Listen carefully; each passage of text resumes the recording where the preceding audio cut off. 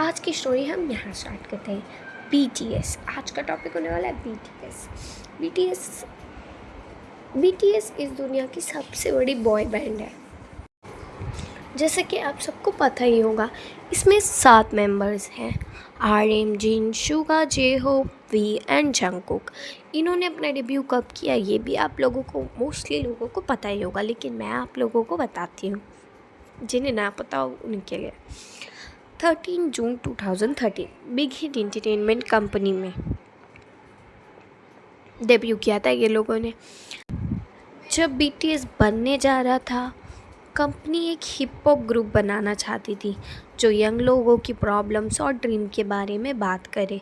सबसे पहले member select कौन हुआ? Guess who? Our leader RM, जो ऑलरेडी अंडरग्राउंड रैपर सीन में टैलेंटेड रैपर के रूप में जाना जाता था। बाद में सुगा, J-Hope भी ज्वाइन हुए क्योंकि उनकी रैप और डांसिंग स्किल्स बहुत स्ट्रॉन्ग है।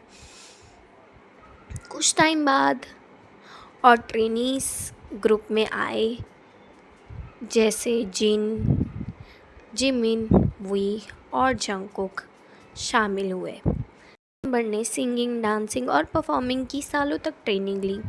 ट्रेनिंग बिल्कुल इजी नहीं थी। वो रोज़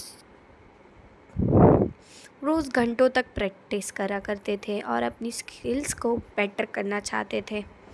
उसके लिए वो बहुत मेहनत करते थे। जब BTS ने 2013 में डेब्यू किया तब वो ज़्यादा फेमस नहीं थे। उनकी कंपनी दूसरी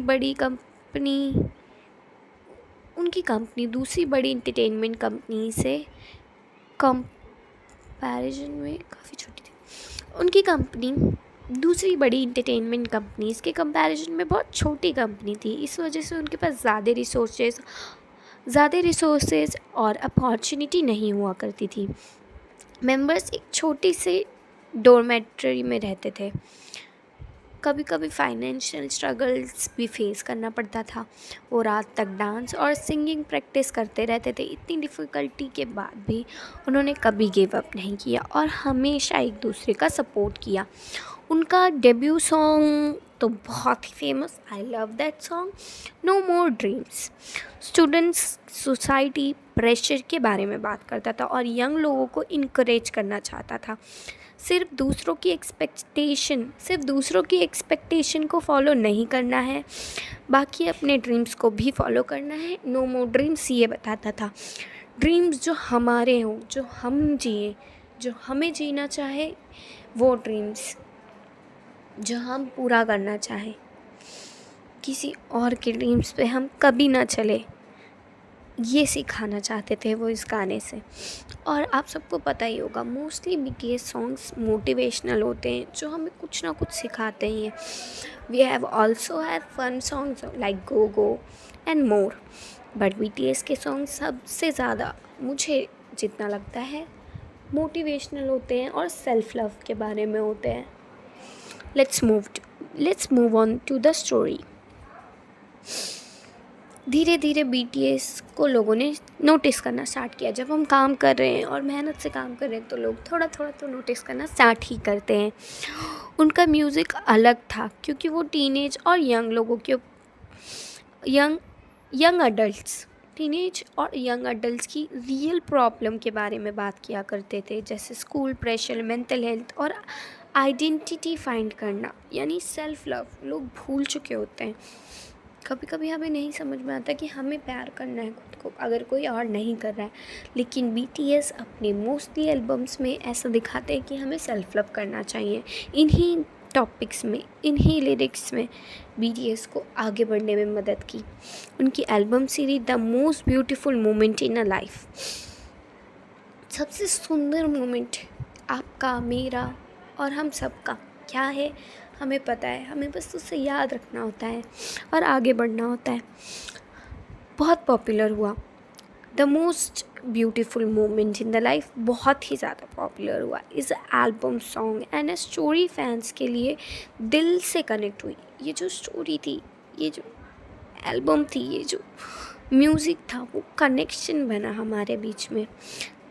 जैसे उनकी पॉपुलैरिटी बढ़ने लगी, उनके फैन बेस भी बढ़े।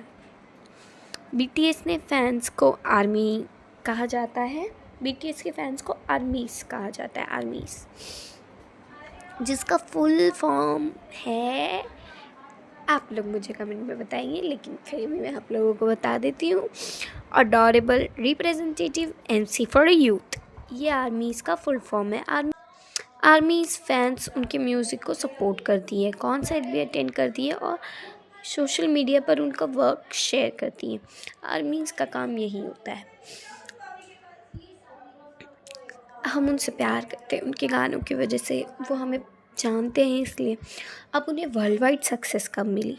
मोस्टली लोगों को ये पता ही होगा कि उन्हें वर्ल्ड वाइड सक्सेस कब मिली। कुछ सालों बाद बीटीएस ने दुनिया भर में फेमस हो गए। उनके सॉन्ग जैसे DNA, boy with love, dynamite, butter international hit बन गए।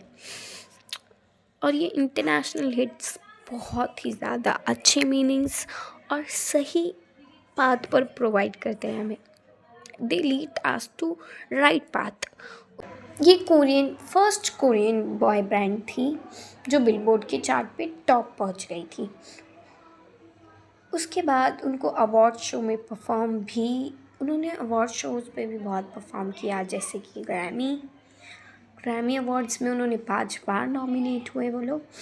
उनका कॉन्सेप्ट दुनिया भर में मिलियंस ऑफ फैंस को बहुत पसंद आता था। उनका इन्फ्लुएंस इतना पावरफुल हो चुका है अब के टाइम पे कि लोग उन्हें सिर्फ एडमायर नहीं करते, लोग उन्हें सच में मानते हैं।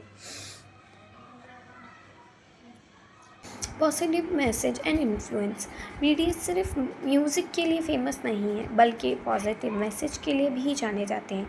उनके सॉन्ग्स सेल्फ लव, अपने ड्रीम्स पर बिलीव करना, डिफ़िकल्ट टाइम में स्ट्रॉन्ग रहना सिखाते हैं। 2018 में बीटीएस ने UNICEF के साथ मिलकर love my self campaign start किया, जिसका गोल था यंग लोगों के खिलाफ वायलेंस को रोकना। बीटीएस ने यूनाइटेड नेशन में स्पीच भी दी और यूथ को इनकरेज किया। वो लोग उस स्पीच बीटीएस उस स्पीच में हमें सेल्फ लव के बारे में बताना चाह रहे थे कि सेल्फ लव कितना ज़रूरी है। बीटीएस आज कहाँ है? आज बीटीएस दुनिया की सबसे सक्सेसफुल और रिस्पेक्टेड म्यूज़िक ग्रुप में से एक है।